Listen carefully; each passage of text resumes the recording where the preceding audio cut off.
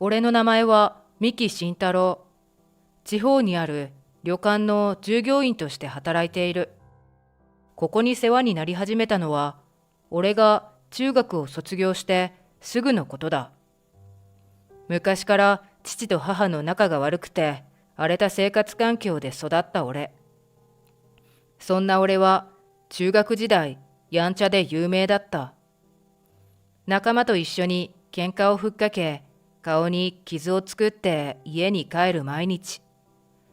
父と母には呆れられていたし、高校に行くこともできないだろうと担任からずっと言われていた。そして両親から迷惑をかけるなと見放され、中学を卒業すると同時に家から追い出されてしまったのだ。それからというもの、仲間である友達の家を転々としながらその日暮らしを始めた俺。これから先どう生きていけばいいかわからず絶望していた時、俺を拾ってくれたのがこの旅館の大倉社長だった。大倉さんの旅館はうちの近所にあったから今までに何度も会ったことがある。さらに大倉さんは男気あふれる人で、俺は幼い頃からそんな彼に憧れていた。これからは俺が君の面倒を見ることにするよ。今日からこの旅館に泊まるといい。もちろん金はいらない。その代わりここで働いてくれないか。兄貴分的な存在でもある大倉さんは、住む場所も仕事もない俺にそんな提案をしてくれたのだ。だけど実際、この歴史ある旅館で働き始めると、周囲からいい目では見られない。俺がここにいることを旅館の従業員たちは猛反対していた。不良である俺が旅館内でお客様に対して何か面倒事を起こすかもしれないなどと思っているのだろう。だけど大倉さんだけは、そんなことは気にしてないというふうに接してくれる。俺は大倉さんに対して今まで両親にもかけられたことのない期待と愛情を感じ、ここで一生懸命働くことにした。喧嘩も一切しなくなり、どうすれば周囲に認められ役に立つだろうと考えながら必死に働く毎日。そうしていると時間が過ぎるのはあっという間で、この旅館で働き始めてから3年が経った。俺の働きっぷりが周囲に認められるようになり、ついにこの旅館で正社員として働くことが許されたのだ。それからというもの、俺は今まで以上に懸命に働いた。これまでに大倉さんにかけてもらった期待を裏切りたくなかったし、何より元は不良であった俺を受け入れてくれたこの旅館をより良いものにしたかったからだ。もう俺の昔を指摘してくる人もいないし、お客さんにも顔を覚えてもらえて、やりがいを感じてこの仕事をしている。そして気がつけば、ここで働き始めて30年という年月が経っていた。恋人も作らず、仕事だけに打ち込んできた俺は45歳。いつの間にか古株、今では職場の人たちから新さんと呼ばれ慕われている。そしてこの30年の間に大倉さんは結婚してまみこちゃんという一人娘が生まれていた。大倉さんはまみこちゃんを愛し可愛がろうとしていたのだが、仕事が忙しくてなかなか家族との時間を取れている様子は見られない。俺はそんな大倉さんや家族のことをずっと心配していた。俺に唯一できることといえば、仕事で少しでも大倉さんの役に立つこと。だけど大倉さんは家庭を顧みることがほとんどできずに、まみこちゃんはあっという間に高校生になっていた。奥さんは家を出てしまい、それから間もなく大倉さん夫婦は離婚してしまう。さらにまみこちゃんは奥さんの方についていくことを決めたそうだ。それからというもの、大倉さんが持つ雰囲気はガラリと変わってしまった。今までの大倉さんは覇気であふれていたのだが、離婚を境にどんどん老け込んでしまっていく。そんな日々が続いた後、大病を患った大倉さんは長期入院することになってしまったのだ。旅館の従業員たちはみんな大倉さんのことを心配しながら仕事をしていた。そしてたびたび話題に上がるのがこの旅館の後継ぎ問題。今後この旅館を誰が引っ張っていくのだろうと、そう気がかりに思う人は少なくない。俺も後継ぎについて気になってはいたが、まずは大倉さんの体調が良くなってほしくて、休みの日はよくお見舞いに行っていた。大倉さんはなかなか本調子にならず、長期的な入院が必要なのだそうだ。病室に入ると、大倉さんは顔色は悪いものの、いつもの優しい笑顔で俺を迎えてくれた。そばに座り、今の旅館の状況を伝えていく。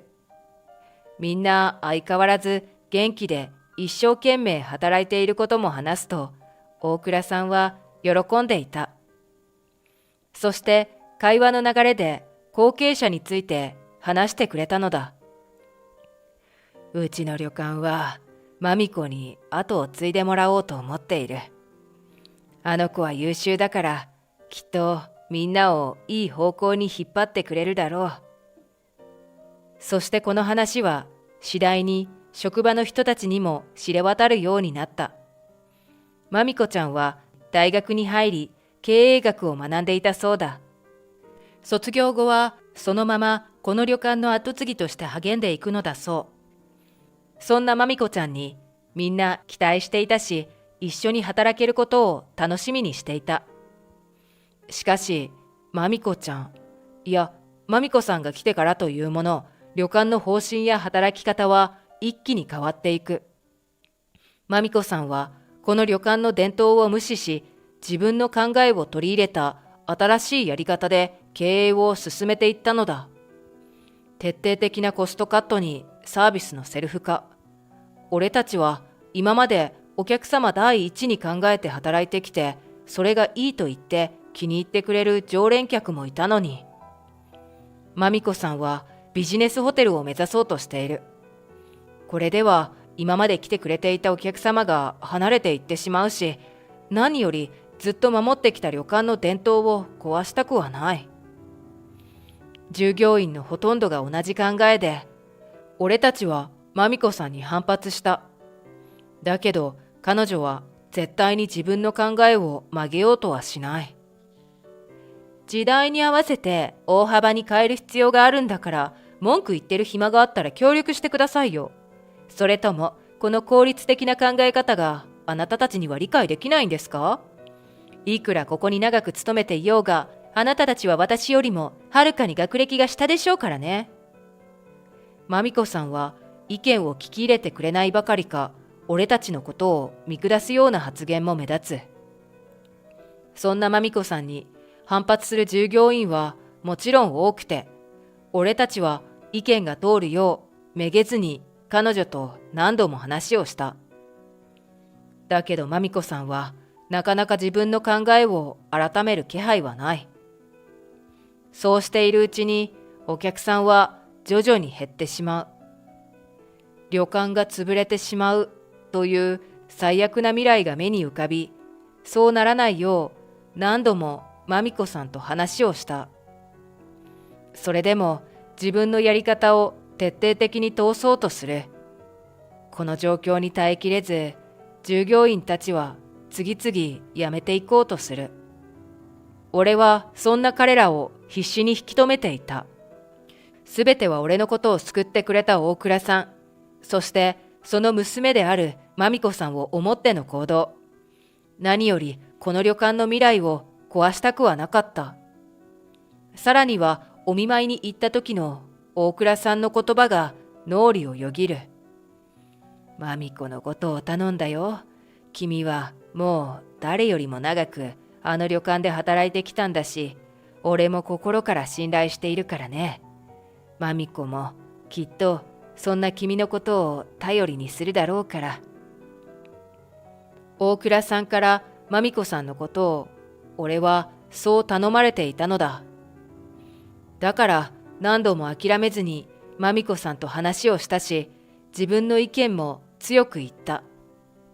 他の従業員がはっきりと言えないようなことも代弁していく。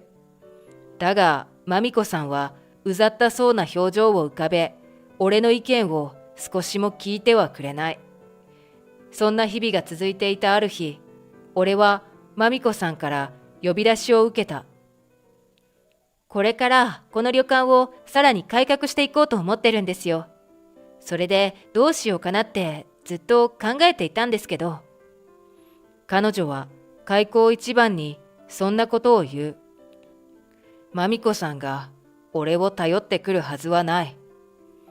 どんな改革を始めるのだろうと、なんとなく嫌な予感がした。とりあえず改革の第一歩として、いらない人にはいなくなってもらおうと思って。まずはあなたですよ、三木慎太郎さん。頭の中が真っ白になった。いなくなってもらおうって、まさかクビってことですか？文句ばっかり言う中卒の古株従業員なんてここにはいりませんから。そういうことなので、明日には出て行ってくださいね。マミコさんは嫌な笑みを浮かべながら、俺に向かってそうはっきりと言い放ったのだ。反発しようと思ったが、これまでに少しも俺の意見を聞いてくれなかった彼女が、今更考えを改めてくれるはずないだろう。俺はここで働き続けることは諦めたのだった。30年以上もお世話になったこの旅館から、まさかこんな形で去らなければならなくなるなんて。ショックが大きかったが、荷物をまとめて旅館を後にする。そして俺がクビになったことにより、今まで引き止めていた従業員たちも一斉に辞めることを決断したようだ。だが、その従業員たちの中には、あまり自分の意見を主張しないような人も何人かいた。マミコさんはきっと彼らを自分の思い通りに動かそうと思っていたのかもしれない。しかし、そんな彼らも辞めることになり、これまでつなげてきた旅館の歴史は崩れようとしている。そんな旅館を見るのが辛くて、俺は遠く離れた場所に行き、新しい生活を始めようかと考えていた。いつどこに引っ越しをしようか、次はどんな仕事をしようかと悩んでいたある日のこと。家のチャイムが鳴り、インターフォンを覗く。俺は驚いて自分の目を疑った。そこにはなぜかマミコさんが立っていたのだ。ドアを開けると、彼女は涙を浮かべながら俺に謝り、深々と頭を下げてくる。今、旅館にはお客さんもほとんど来なくて、機能不全に陥っているんです。このままでは潰れてしまいます。どうかお願いです。旅館に戻ってきてください。あれだけひどい態度をとってわがままなことを言っているのは分かっています。でも、どうかお願いいたします。マミコさんの考えの変わりように正直頭がついていかない。それに今までの態度のこともあり、彼女のことを信用するのは難しかった。父が私と母よりも優先していたあの旅館や従業員がずっと大嫌いだったんです。だから自分の手で変えてやろうと思っていました。だけどうまくいかなくなった途端に、父が今まで必死に守ってきたものを壊してしまいそうで、それが怖いのと罪悪感とで急にいっぱいになってしまって。旅館に戻ることを渋っている俺に彼女は必死に訴えてくる。だがまみこさんの本心がわかると、俺の中でも少しずつ考え方が変わり始めていく。これまで失礼な態度をとって本当に申し訳ございませんでした。長い間あの旅館で働いていたミキさんが必要なんです。どうか力を貸していただけないでしょうか。まみこさんは再び俺に頭を下げてくる。俺はその彼女の謝罪を受け入れて職場に復帰することを決めた。そして職場を離れた人たちにもすぐに連絡を入れる。まみこさんが改心したことを告げると、みんな驚いている様子だった。さらに俺が職場に戻ることも告げて、彼らにも復帰してもらえるようにお願いしていく。それからまみこさんも辞めていった従業員一人一人に自分の思いを素直に打ち明けたらしい。そんな彼女の声を聞いた従業員たちも俺と同じように気持ちが変わったようだった。旅館のために働きたいという根本的な思いはみんな一緒で、その後ほとんどの従業員たちが復帰。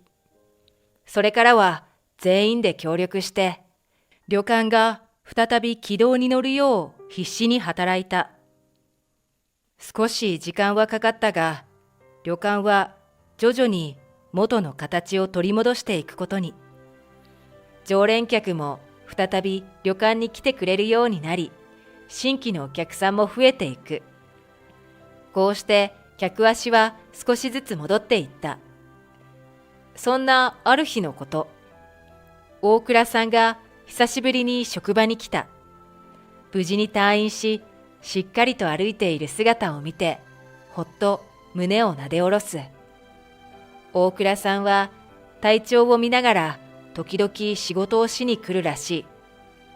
その日少しだけ大倉さんと話をする時間があった。俺がいない間、まみこのことを支えてくれて本当にありがとう。君にまみこのことを頼んでおいて本当によかったよ。大倉さんにそう感謝され、俺は今後もこの旅館のために懸命に働こうと心に決めた。まみこさんはといえば、あれから心を入れ替えて、一から旅館業務や歴史について謙虚に勉強し始めている。みんなもそんな彼女を受け入れているように見える。そんなこの旅館はまた以前のような活気が戻るだろう。俺はそう思っている。